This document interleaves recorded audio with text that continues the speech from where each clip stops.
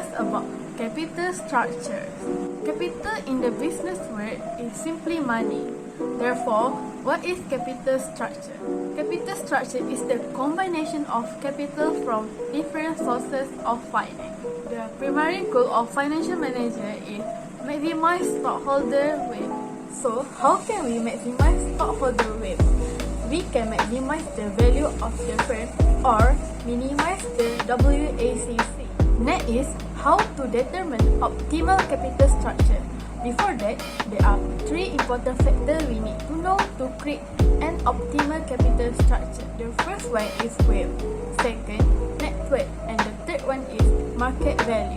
The optimal capital structure is estimated by calculating the mix of debt and equity that minimize WACC of a company while maximizing its market value. The lower the cost of capital, the greater the present value of the firm's future cash flow discounted by the WACC. We have two theories which are Modigliani-Miller theorem and static theory. M and M theory is divided into two propositions. The first proposition is the combination between equity and debt will not affect value of a company. Second proposition state that the value of the firm depends on three things: rate of return, cost of debt of the firm, and equity. For static theory, the firm's capital structure is determined by a trade-off of the value of debt share against the cost of bankruptcy. This theory focuses on a trade-off theory, value of debt shelter, and cost of liquidation. Now, I will discuss about factor effect capital structure and capital structure division. The capital structure of a company are informed by its profitability and financial risk. A good capital structure will maximize the value of equity share. I will only explain three factors that affect the capital structure division, which is flotation cost, cost of capital, and also market condition. First, flotation cost. Flotation cost is the issue of share. These expenses will include the cost of underwriting, statutory fee, and so on. If the cost of floating equity is more higher than the cost of floating debt, it can persuade organizations that the debt financing is the more cost-effective option for them. The second factor is cost of capital.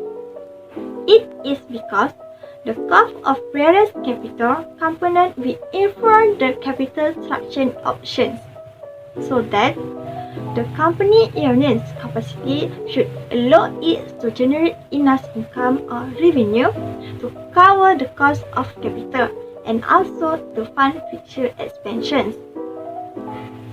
The third factor is market condition. Market condition is where the organization will pay more attention to a company's stock price and market interest rate on its debt. A company with the highest creditworthiness, strong predictable cash flow, has a lower debt cost. Next, I will discuss of financial distress. What is financial distress? Financial distress is a term that's commonly used in corporate finance that describes in any situation in which a company or individual cannot generate a sufficient revenue or making it unable to pay its financial obligations. Or, in easy way to understand when the experience is, if a company or individual experience a period of time when it cannot pay their debts or other obligations by their due dates.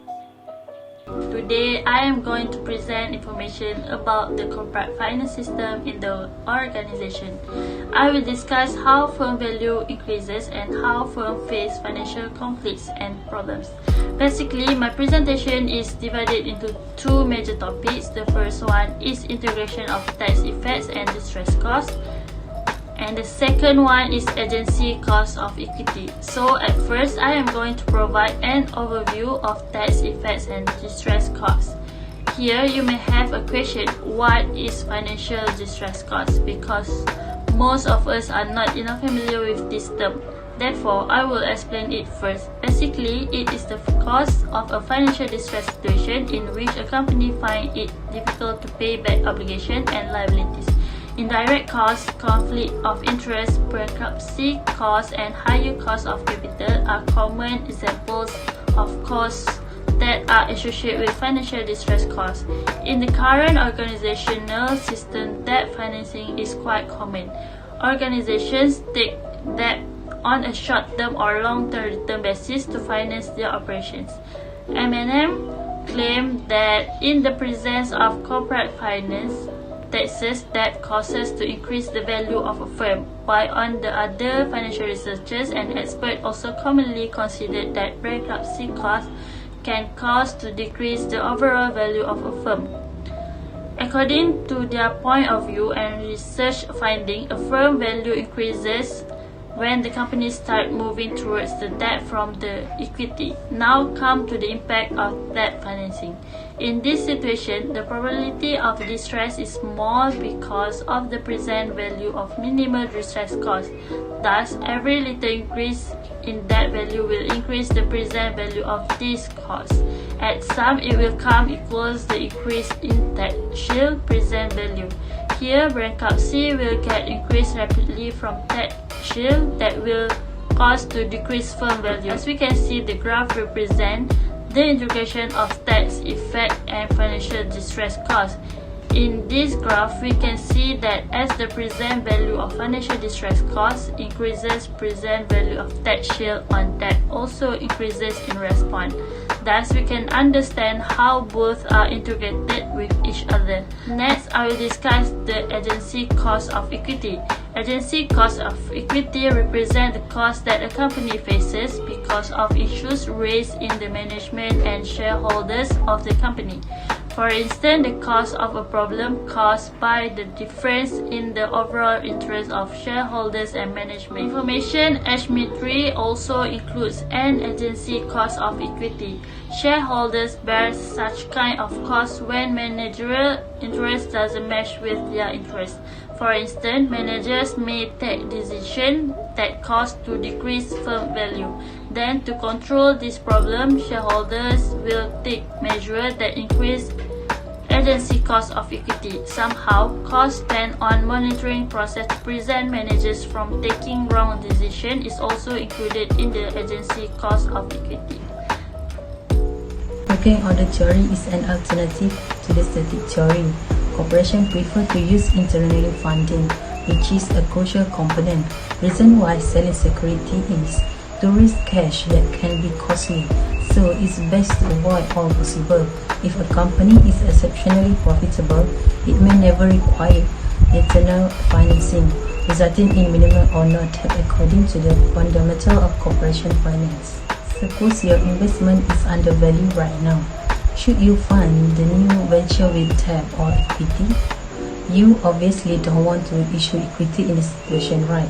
The stock is undervalued and you don't want to sell it for too little money, so you decide to issue debt instead. If you ever want to issue equity, let's say your firm stock overvalued and try to sell but poorly, investor will realize that the market overvalued stock will react negatively to such a sale if it occurs. As a result, we have established a hierarchy. Internal financing will be used first. Then, if required, they will issue debt. Equity will only be sold as a last option. Several significant implications for pecking order theory. First, no target capital structure means no objective or optimal debt equity ratio under this theory. Instead, a company's capital structure is dictated by its requirement for external finance, which determines how much debt it will take on.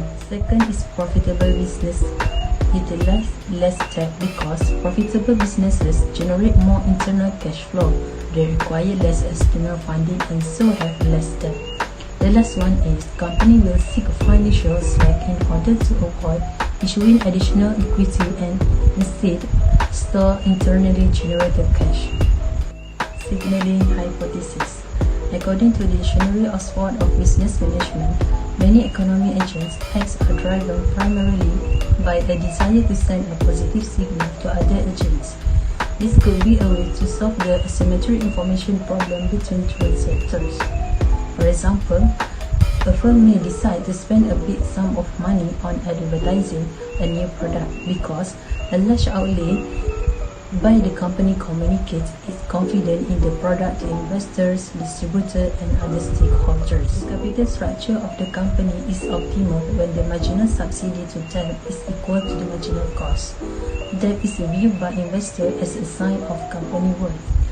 Firms that expect minimum profitability will take a little amount of debt. Firms that expect to make a lot of money will take a lot of debt.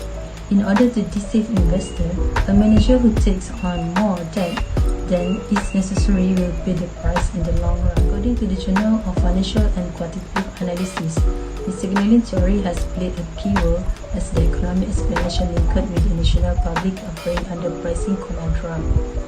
The researchers suggest that signaling is important in determining initial public offering under pricing, particularly for companies based in countries segmented markets which experience increased information asymmetry and lack access to external capital markets as a result. Conclusion.